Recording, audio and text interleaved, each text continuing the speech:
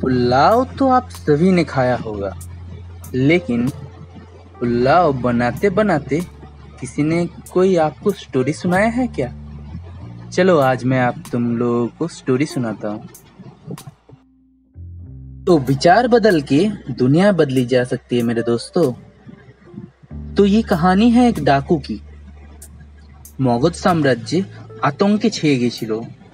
সূর্য ডুবে যাওয়ার পর কোনো মানুষ বাড়ির বাইরে বেরোতো না।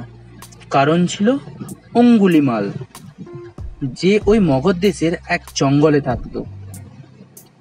যে কেউ ওই জঙ্গলের রাস্তা দিয়ে পেরিয়ে যেত তাকে অঙ্গুলিমাল হত্যা করে তার আঙুল কেটে মালা বানিয়ে নিত। এই কারণে ডাকুটিকে সবাই অঙ্গুলিমাল বলে ডাকতো। অঙ্গুলিমাল শপথ করেছিল সে 1000 মানুষের হত্যা করবে। অলরেডি সে 999 জনের হত্যা করে ফেলেছিল। गांव वालों ने यहाँ पे बोर्ड लगा दिया कि यहाँ जाना निषेध है, यहाँ उंगलीमाल रहता है।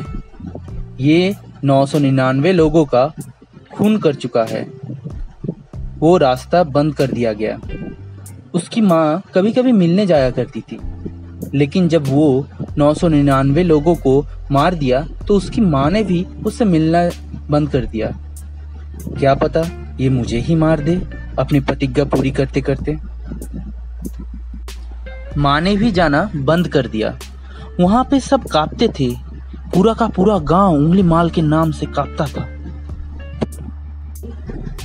और फिर एक घटना घटी। महात्मा बुद्ध आए। महात्मा बुद्ध के साथ एक शिष्य थे। उसके साथ इसी रास्ते पे चले।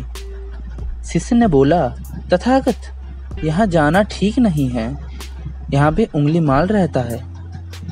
उसने 1000 लोगों को मारने का प्रण लिया है, 999 लोगों को मार चुका है। आपका यहाँ जाना खतरे से खाली नहीं, रास्ता बदल दीजिए। तो बुद्ध का जवाब सुनिए, मजा आएगा। बुद्ध ने कहा, अगर तू मुझे नहीं बताता संभवतः मैं नहीं जाता, लेकिन अब तूने जो मुझे बता दिया है तो मैं रास्ता छोड़ने वाला नहीं हूँ। उसको मेरी जरूरत है, तू चाहे तो लौट जा। और बुद्ध उस रास्ते पर आगे बढ़ने लगे और उंगलीमाल ने दूर से बुद्ध को आते देखा। कहानी सुनिए बड़ी ध्यान से, आपकी जिंदगी में काम आएगी। उंगलीमाल দূর থেকে বুদ্ধকে আসতে দেখে খুব আনন্দিত হলো। বলল, বাহ, আজ আমার প্রতিজ্ঞা পূরণের সময়। আজ 1000তম বধ করব এবং আমার প্রতিজ্ঞা পূরণ করব।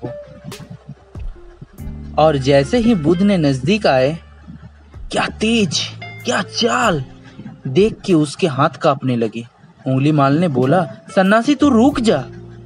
हालांकि मुझे बड़ी खुशी हो रही है, तू मेरा 1000वां शिकार है और मेरा प्रतिज्ञा पूरी होने का समय है, लेकिन तू रुक, तू आगे मत बढ़।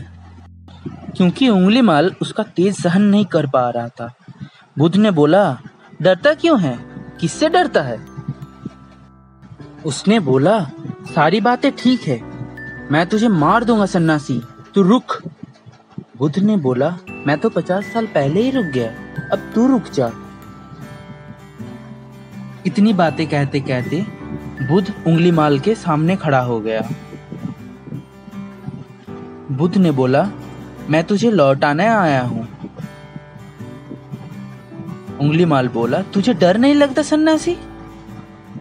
बुद्ध ने बोला, मार दे, लेकिन एक शर्त है। उंगलीमाल खड़ग रखता था अपने हाथ में।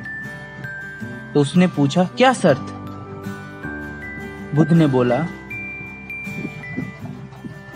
एक पेड़ के ऊपर एक टहनी है, उसको काट दे। तो उंगलीमाल ने खड़ग उठाई और पेड़ की टहनी को काट दिया। बुद्ध ही मन मुस्कुराया कि बात तो मान रहा है, इस अवस्था में भी बात मान रहा है, इसकी परिवर्तित होने का संभावना पूरी है।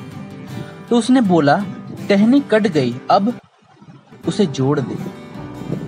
उंगलीमाल ने बोला, सन्यासी तू पागल है क्या? जो कट गया वो थोड़े ना जोड़ा जा सकता है।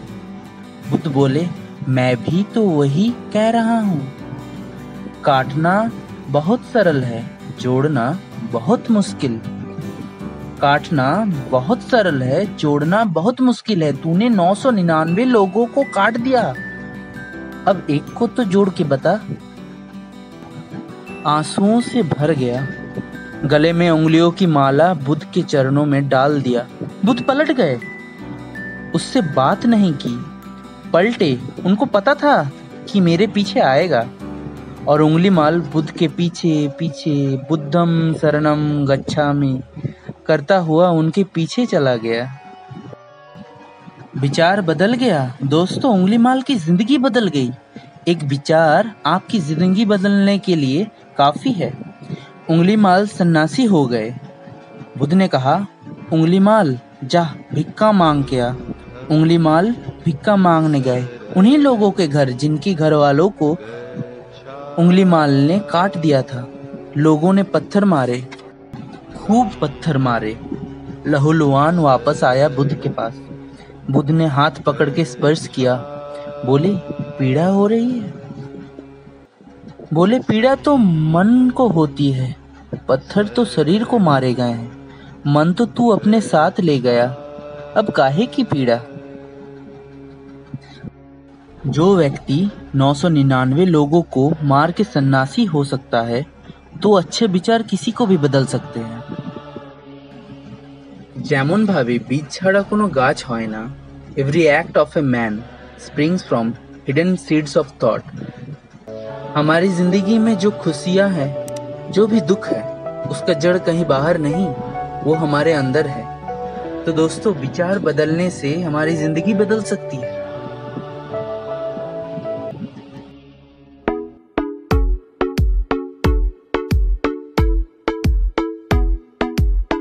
Come on, let's chant